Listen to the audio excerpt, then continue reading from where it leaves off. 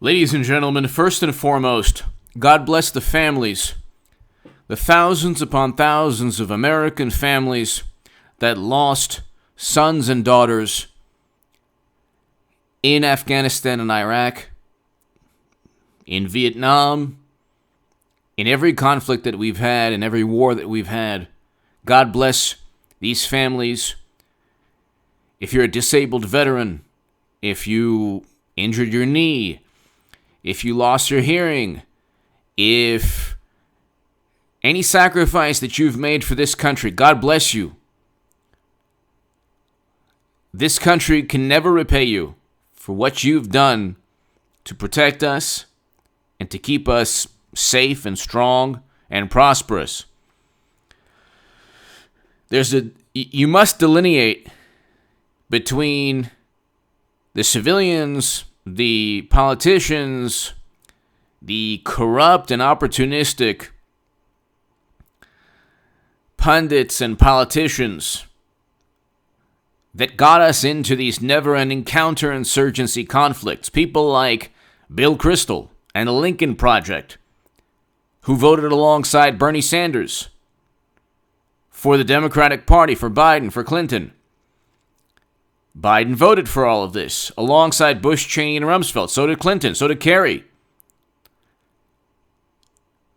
The Washington establishment is two sides of the same coin. Would Kabul have fallen under Trump? Of course. Yes. In that respect, Biden is not to blame. But Biden is a career politician. And he's an establishment politician that got us into the never-ending, perpetual counterinsurgency conflicts that we face. We learned from Vietnam that Hanoi fell soon after we left. Kabul has fallen. The French learned before us. It is an impossible endeavor. You cannot win. You cannot achieve any victory in a counterinsurgency conflict. For what it's worth, I wrote in The Hill, the Jerusalem Post, the Huffington Post, the Roanoke Times on hagoodman.com. You can see the articles. You can see the op-eds, the columns. I wrote against counterinsurgency conflicts, the same quagmires that were pushed by Bill Kristol and the Lincoln Project. If Trump caused January, which was horrendous, then those people caused the past 20 years. You cannot say that, well, it just happened. Who is at fault? Ask yourself. Trump wasn't in politics 20 years ago. Biden was. Clinton was. Kerry was. Bush was. Bush, Cheney, and Rumsfeld were in politics. They were running the show. And they needed the help of Clinton and of Kerry and of Biden. And we couldn't have got to this situation. It's interesting because Kerry is a Vietnam veteran and he didn't learn the lessons of Vietnam. But John Kerry has a lot of issues. So does Biden. So does Clinton. So do all the Democrats. So does Bill Kristol. So does the Lincoln Project. The Lincoln Project is composed of people who pushed for a marriage amendment and led us to this terrible day. All I can say is God bless the men and women who fought in Afghanistan and Iraq. God bless your families. I love you. America loves you. And what can I tell you other than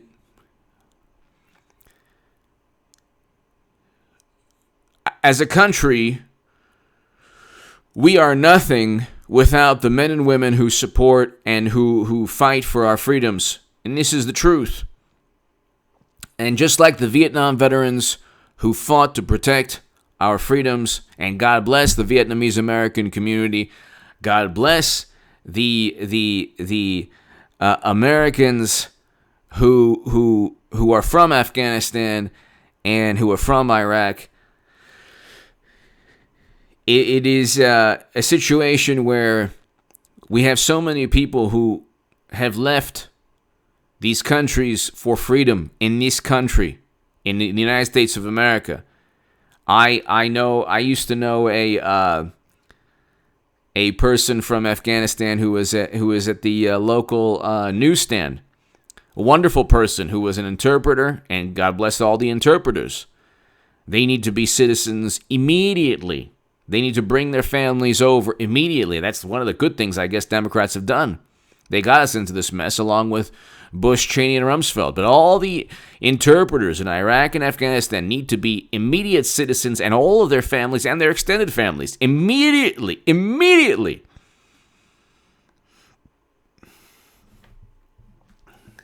But this is a tragic day.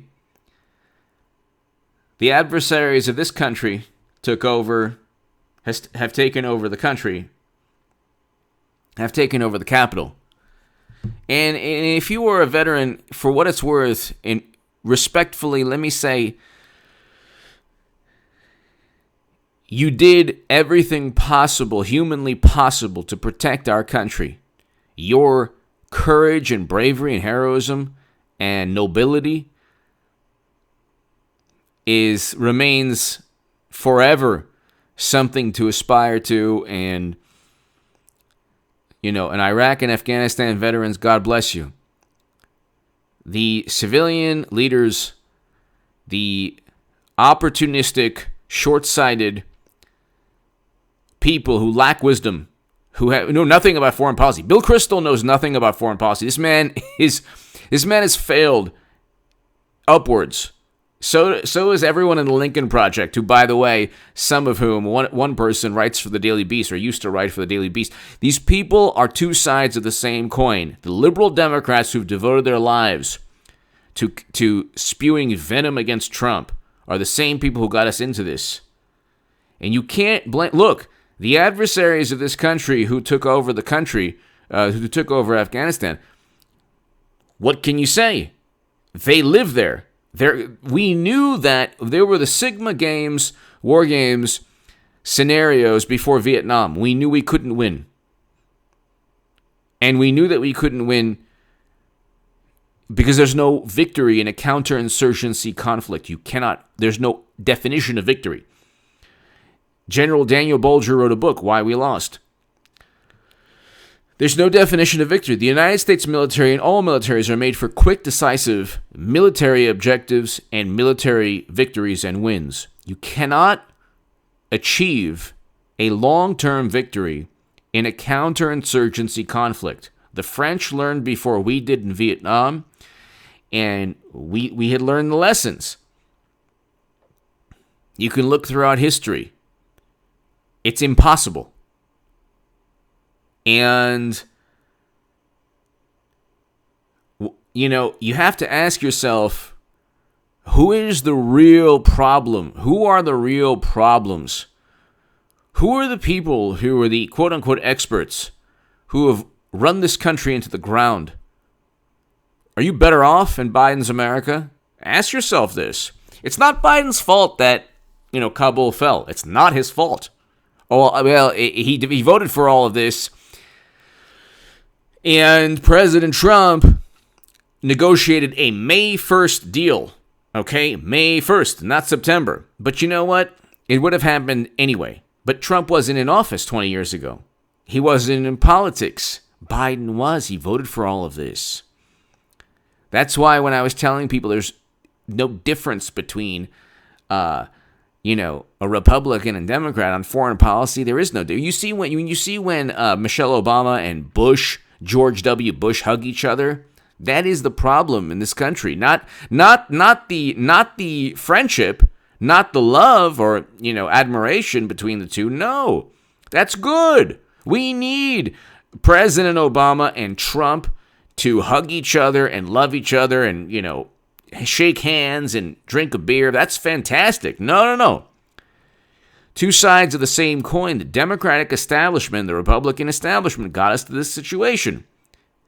They looked at the map and they said, we're going to use American men and women and their families and their loved ones, and we're going to make sure that we send Americans overseas forever. And Trump came in and said, nah, we're going to reverse this. He reversed U.S. foreign policy. This is a tragic day, but I want everyone to know that I have the utmost respect, and God bless the men and women who fought in Afghanistan and Iraq and Vietnam and in every Grenada, every conflict, every war we've had. Korea, World War II, for the veterans still alive. God bless you. I can't tell you how much you have inside you that most of us don't have. This world is going to, we're in a handbasket. We are lost. We are lost. But you are not lost. You have a strength inside you that nobody can duplicate or replicate. You've seen things, you've done things that 99.9% of the United States population couldn't do. We're still the biggest conflict most Americans have is on Twitter. Thank God I'm not on Twitter. Anyway, God bless you to the veterans watching. Today is not a consequence of your bravery, because what you've done we can't thank you enough. Today is a consequence of the Lincoln Project.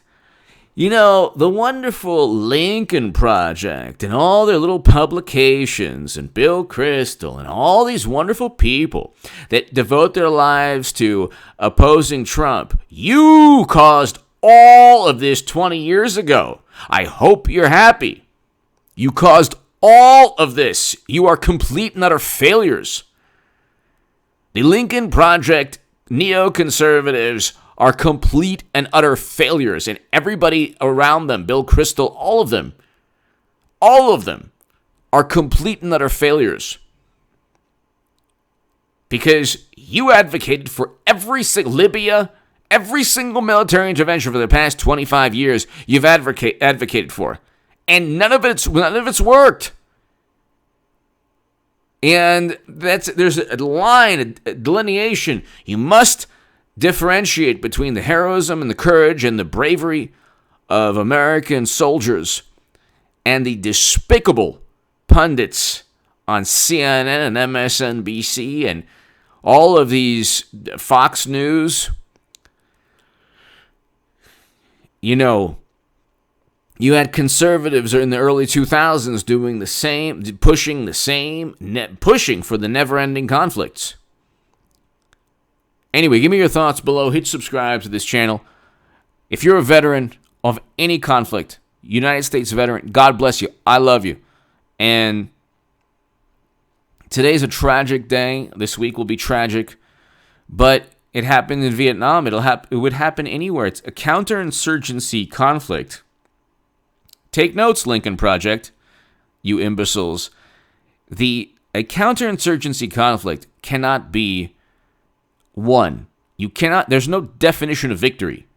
And I know the same apoplectic, morally inferior, wonderful liberal Democrats who retweet the Lincoln Project or Bill Kristol, not knowing, being completely ignorant, like imbeciles, like buffoons, that the people they're retweeting brought us to this fateful day. Give me your thoughts below. Hit subscribe right now. You're a veteran watching this. God bless you. And thank you for everything that you've done for this country. God bless.